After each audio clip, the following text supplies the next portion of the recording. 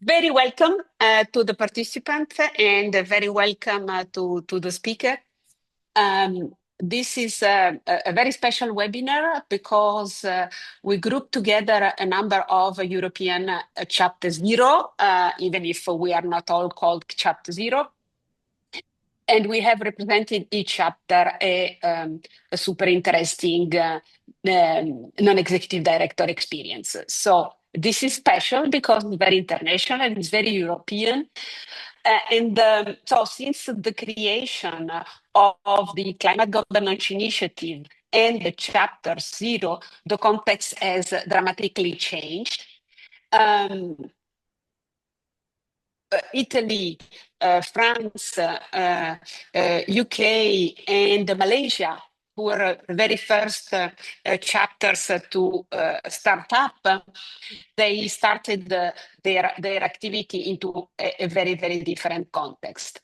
So today, with energy security and affordability at the top of the government agenda, politicians, the world are all being forced to enter into a new pragmatism phase. Europe is waking up and it's very interesting to create a European chapters conversation. This is what we start today. The idea is to call it a conversation. So we are not giving lectures. We are discussing among us, and in the next round in the future, we hope among you, some of you. So we would like different European voices in a format of a conversation with a very humble approach. As I said, it's not a lecture, is our own experience. And a big disclaimer here, the speakers who intervene, they intervene on their own capacity. We will not have EDF or Leonardo or whomever speaking here today. What we will have is committed leaders in the boardroom who have different number of mandates and they speak at their own name. So thank you for the 5 speakers today. We are waiting also for a Spanish representative who will join at 1:15. Have a good webinar. Okay. Thank you, Monica. I'm happy to be here. My name is Mercedes. I sit in the board of Chapter Zero Brussels. I'm also sitting in the board of a European environmental think tank, and I'm a green transition advisor in a public affairs consultancy. So very happy to be here. Happy to welcome all of you, the speakers, and all of you, the audience. We are here for 1 hour. So 1 hour is going to be small for everything that we want to say and to share. But the way we look at this is to have a conversation with boards that will give us their insights based on their practical experience, and they will share some of their takeaways with all of us. So we will not be diving into any technicalities. I will, however, in the process, make a snapshot of what is Clean Industrial Deal, which is the industrial policy, and a quick snapshot on the omnibus proposal as well. So indeed, what we want to achieve today is to bring this board perspective on 2 major developments that have been published, well, very recently, not even a month, end of February. The Clean Industrial Deal is the EU plan to attempt to reconcile competitiveness while sticking to climate-friendly ambition and objectives. And at the same time, the Clean Industrial Deal is being announced. The sustainability reporting today has been quite a challenge. So we are lucky to have different sides of the industries because we are going to listen to the different perspectives. Our panel is made of people coming from energy, the financial sector, manufacturing, innovation, defense, telecoms, and as Monica said, from the different European geographies. So we will be having a spare time to engage with you via the QA. So you can use the QA facility to send your questions already, and they will be addressed towards the end of the session. And I will do a final wrap up after the QA and a brief conclusion. Before we go into the slides, three things.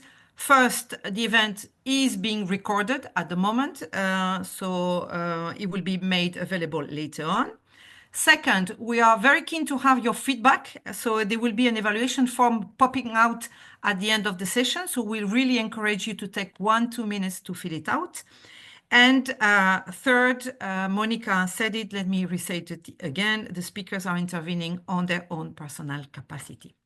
So if you don't mind, I'll go into a quick snapshot of what is the Clean Industrial Deal and what is the Omnibus. So if you don't mind putting some slides for everybody not to get lost in so much information. As I said, this was published end of February 2025, very recent. The Clean Industrial Deal has as objective to turn decarbonization into a driver of growth for the European industries, particularly the energy-intensive industries, for obvious reasons, in terms of impact on the climate and the massive cost of energy into the final cost, and supporting a scaling up clean tech sector as the heart of the future of competitiveness. How the EU wants to do that? Well, they decided to go via six pillars that basically are there to encourage every stage of production. So energy, which is the core of everything. Affordable energy has also been already the subject of an action plan, which is available, which is in discussion, which is on the table.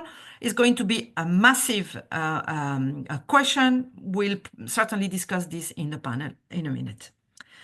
A second angle is boosting the demand not only for clean products, but for European-made type of products.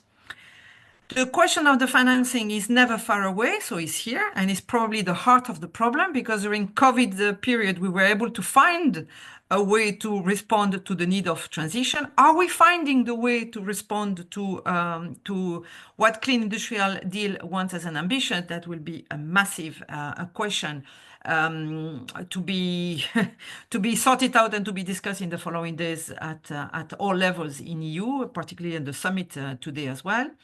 Circularity is not new, but is reinforced. And with circularity, the other side of circularity is how the European markets can access to these critical materials that enable us just to have this digital and this competitive transition to be an innovative transition to be on the table. In regard to our the European external markets, the way they look at them is trade and investment. And of course, nothing can happen if we don't have the right skills. So is rightly so part of this program. Quickly on the comments, in general, everybody has been saying is a welcome document. Maybe I should start by that. It has been welcomed by all sides. It has a quite broad scope. Will it be enough on the energy side? How we are going to address these massive financing needs? Remember, Draghi was talking about 800 billion euros or the equivalent of 4.5 GDP points to enable this to happen and to take the European economies to our future. We see overall a lighter environmental standards, and we are staying quite broad in terms of their sustainability consideration within this plan. The EU has engaged already in strategic dialogues. I mentioned early on the energy. Yesterday came a dialogue with the steel industry and the metal producer, more to come. And there is a question on how all these dialogues will really be totally integrated in the Clean Industrial Deal. I'll go to the second slide, and apologies that I'm flying over all these topics that deserve more information and more insights. The famous simplification omnibus package, 1 and 2. 1 and 2 because there are more to come, so be ready for a ride. The reason of this omnibus package, the European Council met back in Budapest in November 2024, so quite recent, and made a call for simplification. So the omnibus package here, simplification on cutting administrative burden, to be reduced of at least 25% and even more for the small and medium enterprise. The scope covers, as a surprise, legislation which is already in place. CSRD is in place, CSDD was voted last year, EU taxonomy was up and running, and CBAM the same. So that's a quite surprising element of the happening of this omnibus proposal. And you have probably all heard about fast tracking. So what does it mean? The fast tracking is that everything which is coming out from this omnibus package in the view to simplification is part of a new legislative proposal for which it raises questions because there is the implementation. So CSRD has even been transposed in quite a lot of countries, not all, but in those countries which has been transposed is already part of the legislative setup of the member state. And the Commission has committed that by the 1st of April, it will issue guidelines on how to do this within this transition period, also to give more time to this legislative proposal to go its own process with the intention that it will be decided before end of the year. I'll go fast again. CSRD, scope reduction, 80% of the companies that they were supposed to be within the scope are no longer in the scope. The mid-cap companies are being removed, target to the large companies, fewer data points, postponement. The double materiality assessment is staying. On due diligence, it will be limited to the tier 1. Civil liability will be dealt by member states. I don't read everything. EU taxonomy target more 1,000 employees. There is a materiality threshold which has been quite welcomed by all parts. CBAM also has been reduced the scope of companies that they were supported to be there. Reactions were mixed around what it means in terms of really simplification / deregulation, predictability, which is very important for boards and for business, the impact of those early adopters that seems to be punished, data and investors, how much data the investors are still needing. And we're also seeing in Europe a lot of CSRD or CSDD type of legislation being inspired and being developed. So moving on the other side. So I'm going to stop here for the overall, let's say, summary of these two major initiatives. And I'm happy to open the panel, if it's okay with everyone. And I'm seeing that Alberto has joined us as well. So thank you, Alberto. Welcome as well. And welcome all the panelists. I will address you a question to all of you. Then I will put some questions that they will not be addressed individually, but I will encourage the panel just to interact among yourself. Keep it lively for our audience and keep it practical with what you are saying on your own grounds. Karine, if you don't mind, I'm starting with you. So thank you for being with us. Thank you for being an active member of Chapter 0 France. You are Chief Impact Officer at EDF. You also sit as a board member in a couple of big companies. I said it, energy, key element of competitiveness. Everybody's just talking about energy. And you are a practitioner on the energy industry and you are a board director. So I will address you the question under your both casquette, the both sides. Simple one. How do you see the measures brought now by the Clean Industrial Deal, including the energy action plan? What is welcome and what is missing over there? And another question as simple as well is, as a board director, what's your regard to the omnibus proposal? What has changed in the last 6 months over there? Karine. Thank you very much, Mercedes. I apologize for my voice. I'm a bit sick, but hopefully you can hear me well. So you rightly pointed out, energy is a key element of the Green Deal in a way. I mean, remember the Green Deal was meant to be make Europe the first carbon neutral continent by 2050. I think we should not lose that agenda, of course.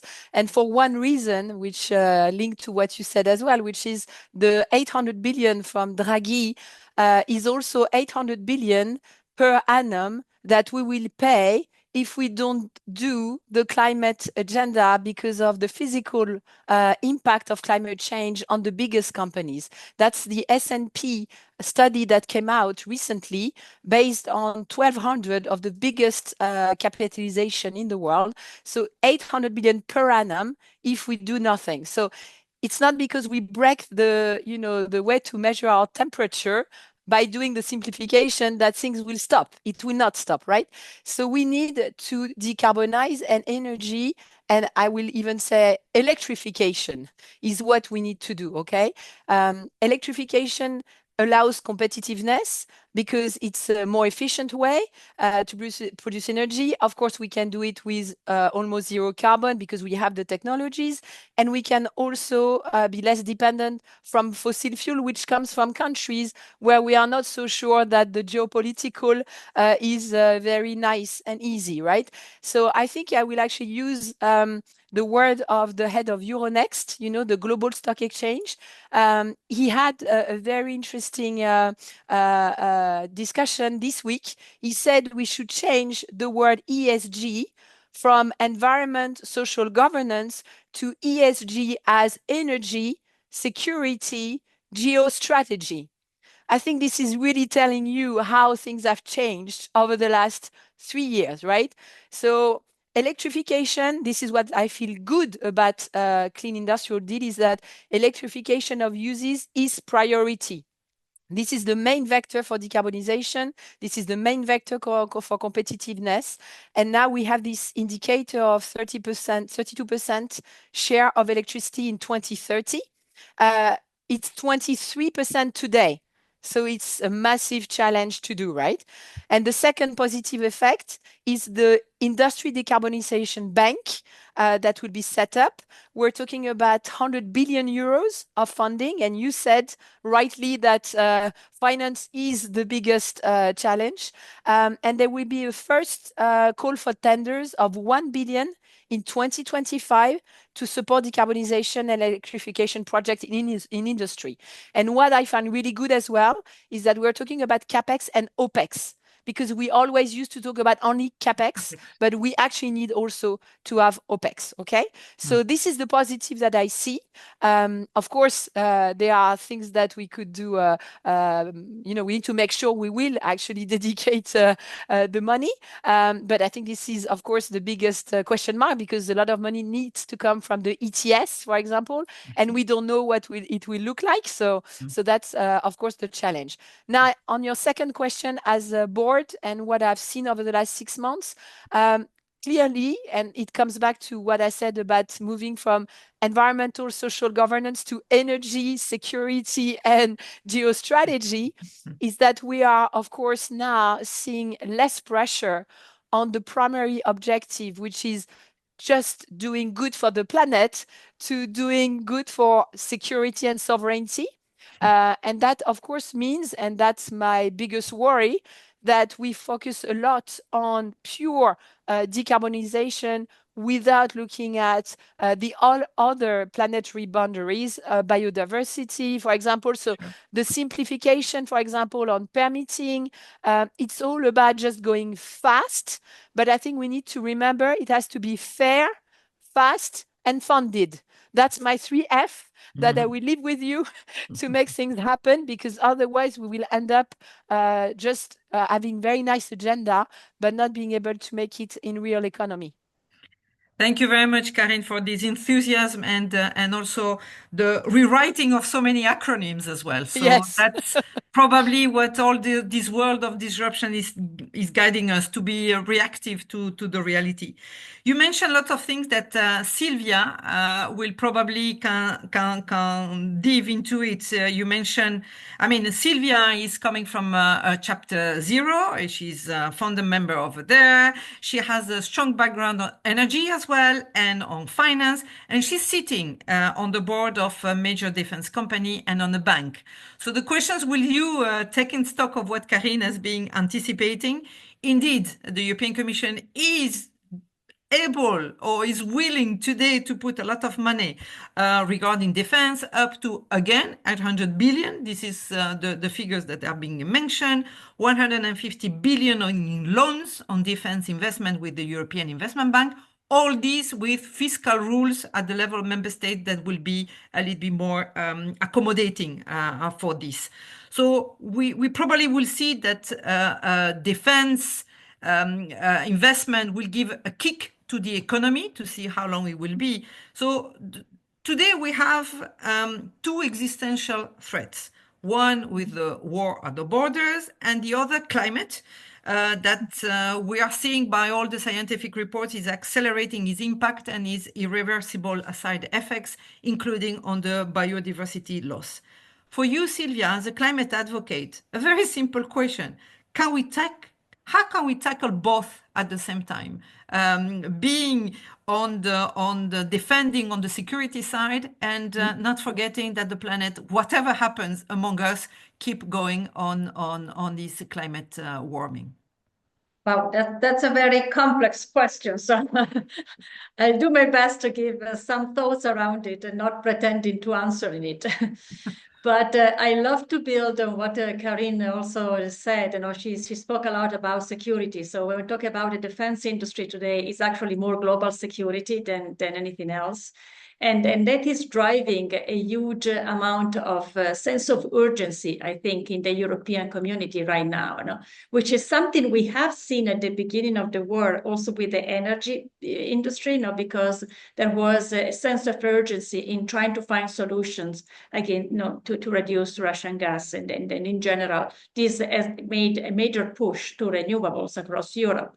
So I think what we are seeing is this sense of urgency, and we need to make sure that the same sense of urgency has also benefits for the climate, which is the other emergency that we are facing. So that's my first level question. Then the other thing I want to emphasize is that defense and aerospace industry, you know, which are connected and really work together. And in my company actually as both. The key driver is actually innovation. There's an incredible amount of innovation going on, and innovation is to the benefit of a number of elements, including climate. There are solutions that are very helpful for adaptation for different industries, and like agriculture and any way to preventing extreme weather events or solutions to address them. So the amount of money that will be available in the future to this industry is also to the benefit of innovation in general for the industry and for these particular solutions for climate. So I would say global security, first of all, and it is security also of the energy infrastructures. Right. Yeah. When we're talking about global security, is really security of energy infrastructure, which is extremely important for the benefit of humanity and also for climate. So that's really the key. Quick answer to your complex question. Yes, I know. Sorry for the ambition of the question, but I think you came in with the right elements and you enable me to make the right transition to Fernanda. Because Fernanda is with us in the call and she knows a lot about innovation. So Fernanda is joining us from the Board Impact Forum from the Nordic countries, the Nordic Chapter 0. You have a strong background on innovation and on biomaterials. You serve in boards, you are a CEO, and you are a corporate governance expert. So that makes quite a lot of multifaceted skills that you bring into the table. So let's build up on what Sylvia was saying on the innovation. EU has an issue on innovation, notably if we compare with other geographies. So again, a very simple question and probably a very complicated answer to provide, but what's your reading in regard of innovation in the Clean Industrial Deal? It is providing enough room for innovation to be the element that will change the business ambition in terms of competitiveness is going to be the missing link between the competitiveness and any sustainable business strategies that we can put in? Fernanda. Thank you so much. I think it's a great question. Let me start by saying that I think it's the right bet. If it's going to work out, or if this is the right amount of money and the right framework to do it, that's really something that we still need to wait and see. And of course, in these things, the devil is in the details. But it is definitely the right bet. And what I mean by right bet, well, if we look into the target investment in R&I, in research and innovation, the EU had a target for 3%, but it never really aimed to that target. It has been now at 2.2, while the US, for example, has at 3.5. So I think that to put the focus when it comes to innovation, I think it's really important. And so, let's first point, okay, there's the focus, very good. Yeah. Now let's also see the other side, the opportunity, right? Okay, there's a strategic ambition. Is there an opportunity to be taken?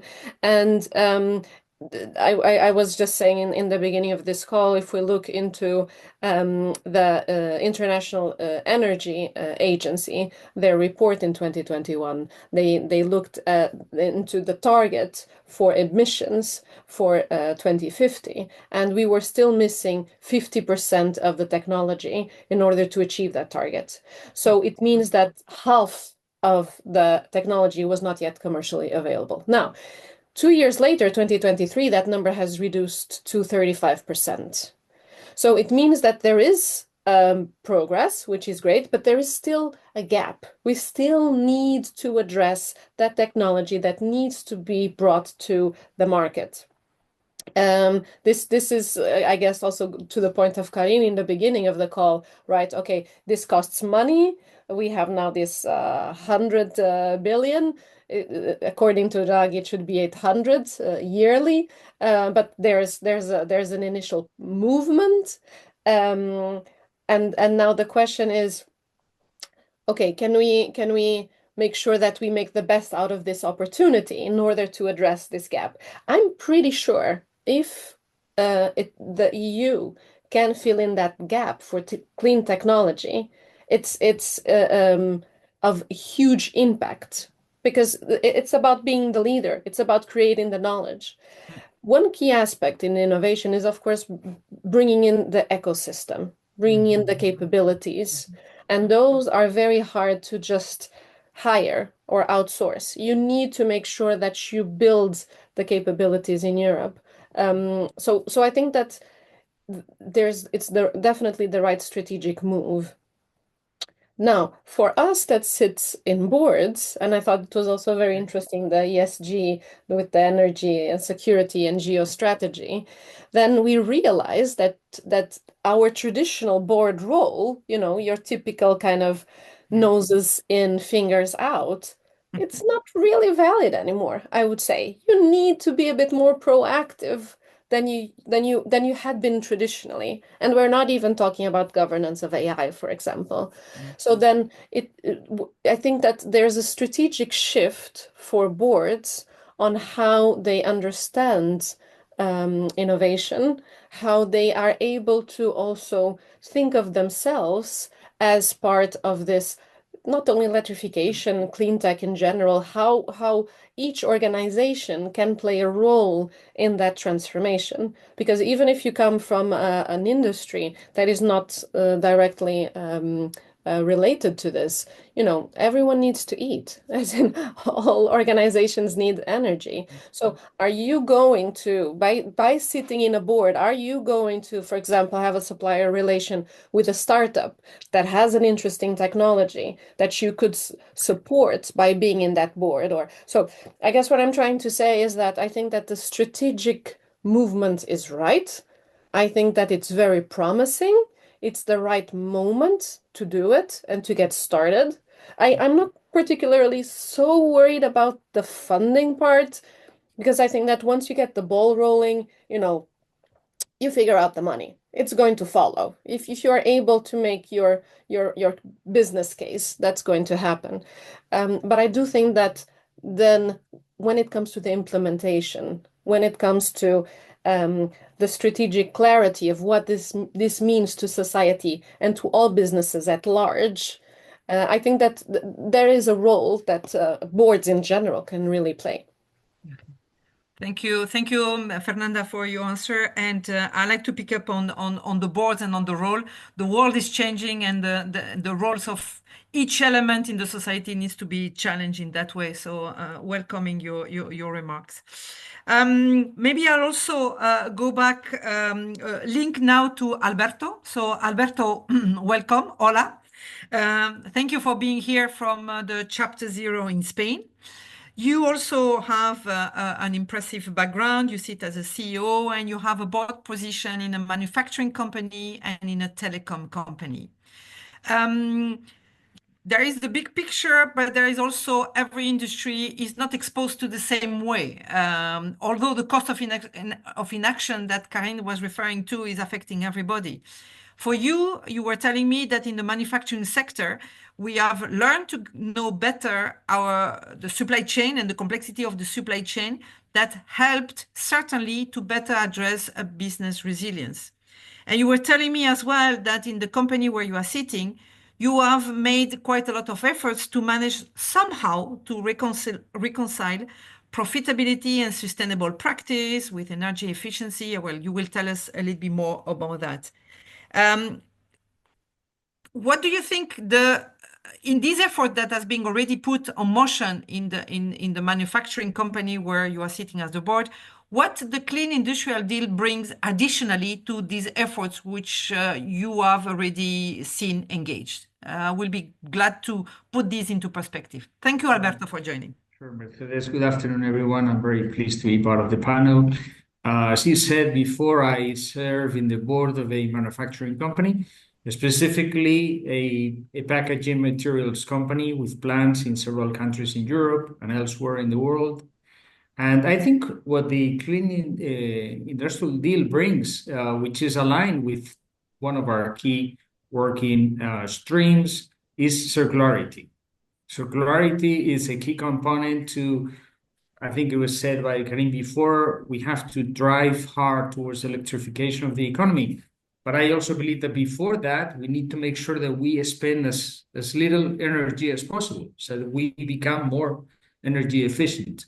And circularity allows us, obviously, to reduce materials, to be not so reliant on supply chains which we don't necessarily control. And specifically in the plastics industry, a very significant part of inputs come from outside the EU. So it is important that we make the effort to reduce materials.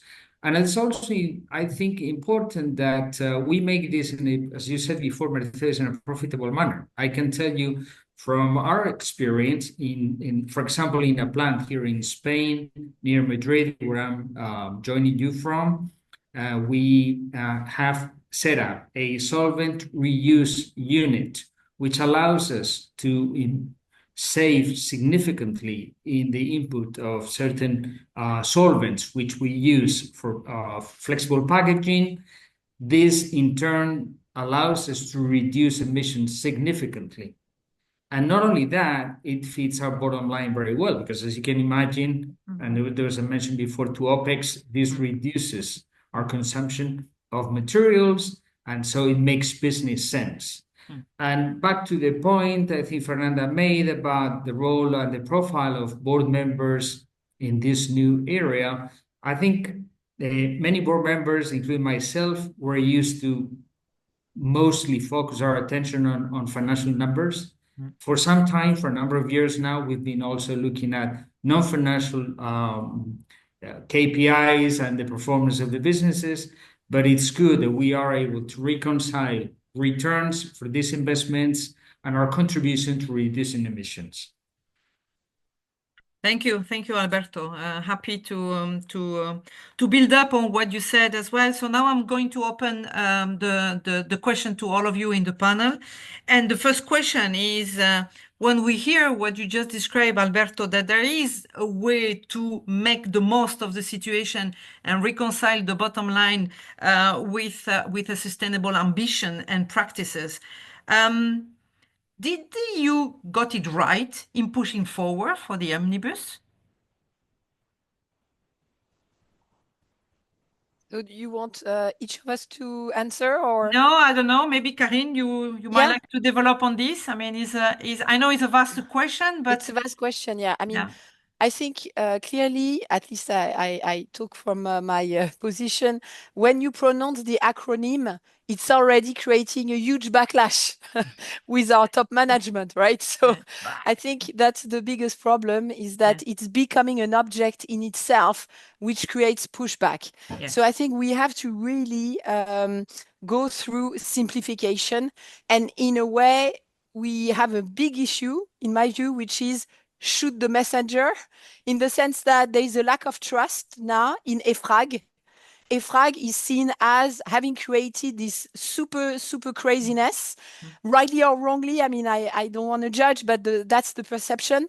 And so because we don't trust this regulator or the norm it's producing, we are, for example, saying that we don't want any sectorial regulation, which I think would have been very good, right? But because we don't trust the people doing the regulation, we are taking away everything. So I think this is what is at stake, is how do we rebuild trust in the way we create the regulation? That's the first point. The second point is, are we truly aiming at simplification? Because from my standpoint, I received thousands of questionnaires before CSRD from these lovely investors telling me, oh, stewardship. I mean, please convince me that you are serious about this, this, and this. And each of them has a different questionnaire. And then you have the non-financial rating agencies with their very opaque methodologies, right? And by the way, I am a state-owned company. I used to be listed. When I moved from listed to state-owned, I changed nothing to my board, but I became corrupt and communist in the view of this US non-financial rating agency, right? So this is also a view of the world which we might not like to have. So when we talk about simplification, let's make sure it's truly simplification, because if we don't have any more regulation, we will still have investors asking us for the data. So let's agree on a basic number of data between corporates and investors. And this is the way that we need to focus, in my view, in the omnibus. Okay, thank you. Alberto, I saw your head. Yes, well, I fully agree with what Karin just said. I think Omnibus is a welcome relief, because many companies, especially the not so large companies, were totally unprepared to get going in 2025 with collecting all the information around the data points. So I think it's a welcome relief. On the other hand, I fully also share the view that it's a shame that we're losing sight of sectorial views. Each industry competes in a different way, and you need to make sure that there is a level playing field for different players in the same industry. Having said that, the Clean Industrial Deal contemplates 5 sectoral approaches. And by the way, I'm missing one which I think is becoming more and more relevant for the European economy, which is data centers and related services, which, as we all know, are fairly energy intensive. No, so there's something missing there. And so I think Omnibus shows promise, and I think for us sitting in the boards, there should be some benefits in terms of the simplification. The one thing I just don't understand is why we cannot, instead of having our own ESRS, why don't we all take up ISSB? Why don't we all share the same sustainability standards, reporting standards, which I think would be a benefit for the global approach that we want to have to this issue. So thank you. Okay, thank you, Alberto. Sylvia? Yeah, no, I agree with my colleagues, and I love hearing Karine, actually. Just one perspective from a large corporation. I think and actually, let me say one thing first, that in Italy, we actually implemented CSRD already in 2024. So I just finished in the past couple of weeks to approve the new reporting from both my boards. And the experience I can share is that, if for a large corporation, it's been certainly a painful exercise, however, beneficial for this idea of having common parameters across corporation, across everybody. So exactly this alignment that Karine was talking about between investors and rating agencies and everything. So it's a good exercise. It's also a relief, not the fact that we don't have to go further. So let's consolidate on what we have done so far, because the first step this year was only a portion, obviously, of CSRD before doing additional things. But the other comment I want to make that for the point of view of small and medium companies and maybe also medium banks, I'm in the board of a regional bank, I found beneficial the push from regulation and also from the European Central Bank on banks, for example, because while large banks, large financial institutions and investors would invest anyway on making the right decisions, the pressure that came from both the EU, from the CSRD, and the European Central Bank on including climate on the risk analysis helped the bank to thinking through the real KPIs. And also the bank had the opportunity to work with the other players, not joining the Net Zero Banking Alliances. It's all stuff that for a small corporation helps you thinking what are the real mechanisms. I mean, a big company will find the tools, a smaller company receive more framework, more content, more best practice to leverage on. And I think that was very helpful. So simplification for sure, without missing the good points around it. Okay. So thank you for this consideration. Another thing, Maybe, sorry, yes. Mercedes, if I can just rebound on what Alberto said about ISSB, because I think it's fundamental. Of course, we hear a lot of this, right? Let's make it interoperability between all the systems, etc. And of course, it's natural. But I have a big but. The governance behind ISSB, okay? I mean, they did a minor amendment by taking away scope 3. So it's a minor amendment, okay? You move from the whole carbon footprint to only scope 1 and 2, and they call it a minor amendment. So I'm a bit worried that there is a real low level of trust also in the way they produce the norm, in my view. So that's my first worry. My second worry is double materiality. They don't have double materiality. From my standpoint, we don't go truly in transition if we only look on one side, which is the financial impact that we have as companies on environment and society, right? So that's my worry. But I agree that it would be great to have one system for everywhere instead of multiplying all the system. No, but that we have to materiality stays, as we know, so that's a good thing. And I fully agree with you.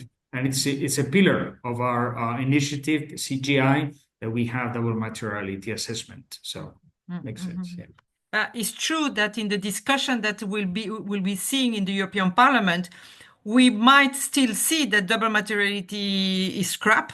We might see other changes. Anything can happen, basically. And this is quite unexpected. So I think as well, what we are seeing is, when I was saying that there were mixed reactions to what was happening, we're also seeing, and I want to pick your brain, all of you, on this, that quite in different medias, I've seen that a lot of companies are still willing to continue on any form of ESG reporting and a lot on CSRD, even if it's no longer required, even if it's voluntary.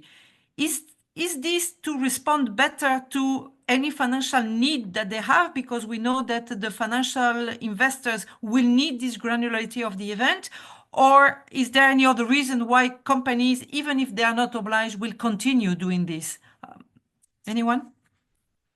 Yes, very quickly. I think this is something that we need to do out of conviction, not imposition. So I think that's really important. And of course, there are companies that continue in that path.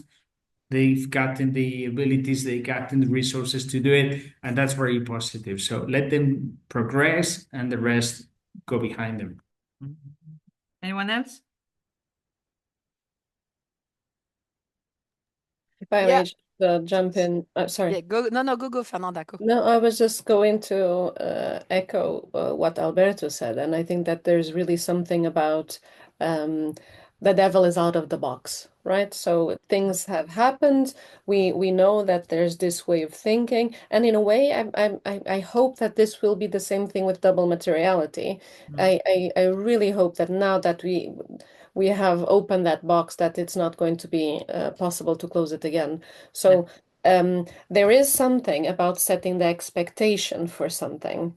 And if we are able to also drive this feeling within from the consumer perspective, right? Okay, that these are the companies that are doing it in this way, that they are the ones going to be driving it. But it's like exactly like Alberto said, this should not be from a pure compliance perspective, right?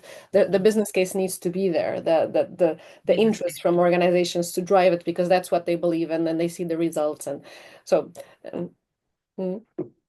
Sylvia.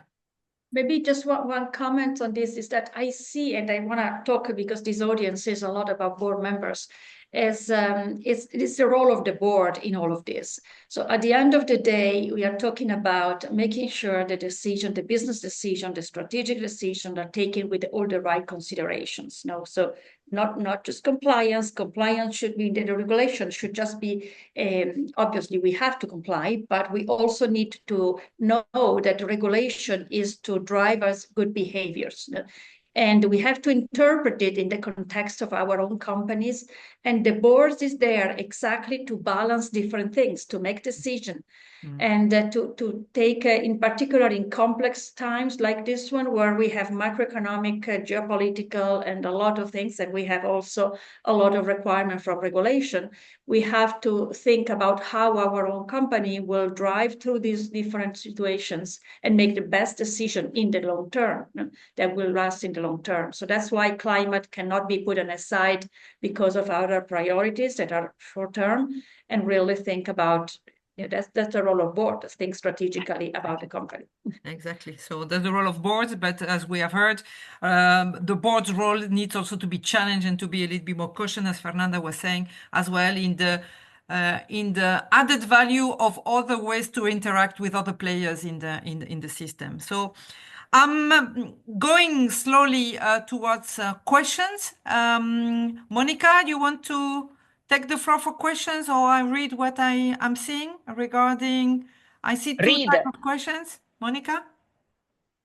You can go with the reading. Okay, so there were one first question. Let me read it regarding ETS. So, Karine, you reply maybe in 2 words.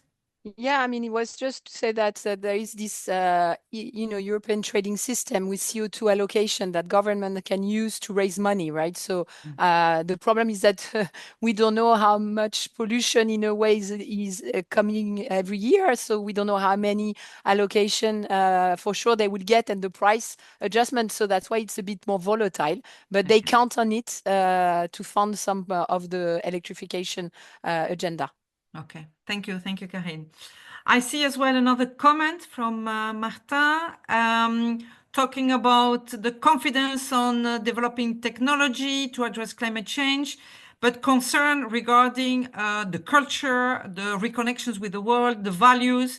So are we not only scratching the surface and not really going more deep into the cultural thing? So he said it's not really a question, but I don't know if anyone wants to comment on the cultural aspect of this world in transition and in transformation, because I think we don't want to hear the word transformation, but I think we are there. I'm wondering if Go, Fernanda, go. It's the second time I interrupt you. Please take it. No, don't worry. Go, Fernanda. I like when you interact. Go. I was told in the prep call that I could be Portuguese for the sake of this. I think it's a really interesting question from Martin. And you know what? I'm thinking of 2 words, scenario thinking. I think that from a board, if boards start using scenarios a bit more often, then I think it becomes very clear that these kind of bit more narrow technical decisions, let's say, or an investment or a bit this strategy, that they need to live within a bigger context, within a bigger scenario, and that these things are really interconnected, that you cannot do one without the other, and also try to understand the the implications a bit more from system perspective. Okay, what we do today and what are the implications in the future, etc. So I think that, of course, these are challenging times, but I do think that boards have tools to allow them to also have that perspective. But I guess we're coming back again to the point that I was doing before about kind of the role of the board and this kind of transformation.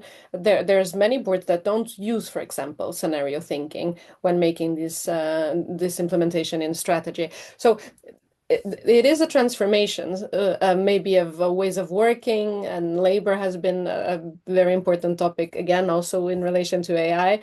So it's also about boards reconsidering themselves, right? Yeah, indeed. So since we're all re-questioning ourselves as well, there is a question regarding due I want to say diligence. something else, if you Yes, allow me, please, Mercedes, Alberto. which I think is, we know decarbonization is good business. It's a fact. We've in Europe, in the last 35 years, we've reduced emissions of greenhouse gases by 37%. Our GDP has grown by 68%. And we see it in companies. The project that I just mentioned earlier, the Solvent Recovery Unit, it need not rely on public funding. It was profitable from own resources. So it's good business. We need to stick to it. Yeah. We look forward for being good business for plenty of them as well.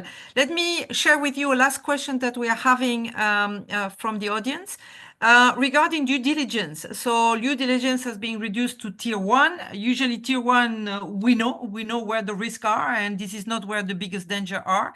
The minor change on scope 3 that Karine was mentioning is back again here on due diligence. Anyone to comment on the fact that due diligence is just limited to the first tier supplies?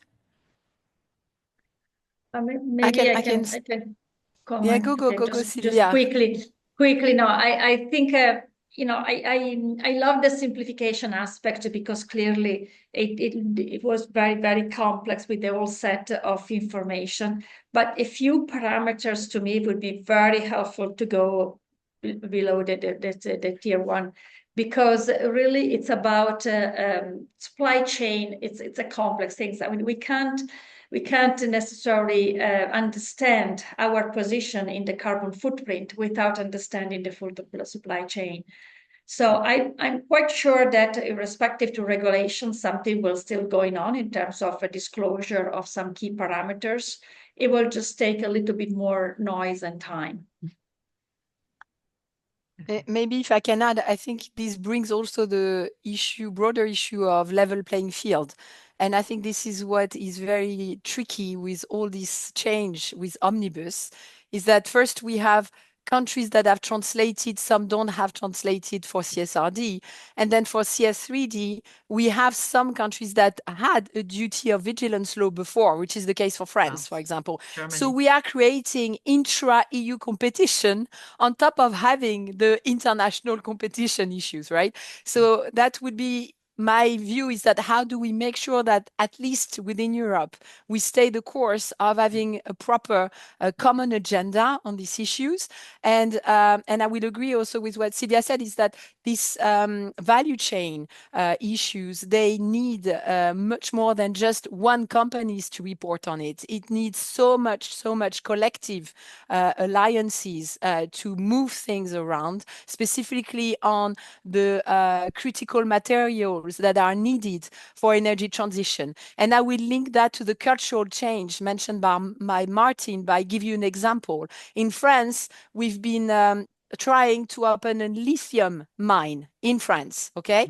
And we had a public debate, and half of the population around the mine said, okay, let's do it because of human rights, environmental issues. We will do it better here than where it is done. And I will not name the countries where it is done, but half of the population said, but what will be done with lithium. If it's to do batteries for big SUV with one person in the SUV compared to one person in a thermal engine car, what's the point? Let's do sufficiency first and then talk to me about lithium extraction. So I think this is where we also have to face our own contradictions. What are the use case that needs to have all this extended value chain, and do people really want to have all these aspects that they don't see, of course, when it's hidden very far away, close to their homes? And this is a responsibility that everybody needs to discuss, right? Yeah. So I think we are fully into not only in the cultural, but what Fernanda was saying, in all these should question the boards. So I know that you are looking at this, and probably we want also to spread the word that the boards might need to be totally attentive to things that they were a little bit less within their remit. I see Monica coming. Maybe before I close down, you want to I wanted say really something? to thank you. This is superlative, and we are going to repeat this. We want to do much more Europe than before. Also, us in our small niche of governance. So a big thank you. And guys, don't forget to complete the questionnaire. Don't hang on. You have 3 minutes to do it. Okay, but before you close it down, I want also to thank you, all of you, for being here. Thank you for the lively debate, Karine, Fernanda, Silvia, Alberto, for joining us. One little thing, there is we are celebrating the 10 years of the Treaty of Paris. In Paris, in April, in Paris, in April. And just keep in mind that it is already 10 years that we are in the Treaty of Paris. And where are we? So I leave this for your discussion and for your thoughts. Today is the UN International Day of Happiness. I've seen you smiling even when you were saying very deep things and important and critical things. Keep smiling. I share the smile with everybody in the audience. I repeat the words of Monica. Please fill in the form of evaluation. And we want to be in touch. Of every Chapter Zero has his own community, his own space, his own website. Join the local communities, be part of it, and start the Fernanda's revolution on boards. They need to be more attentive. They need to be not doing a board session as usual. A lot has been already done, but still a lot needs to be done. It's very difficult for me to summarize everything, but I join Monica with the enthusiasm and the exchange, and we are sharp on time, closing at 2:00. Thank you very much. Have a happy Happiness Day today to all of you. Thank you for joining.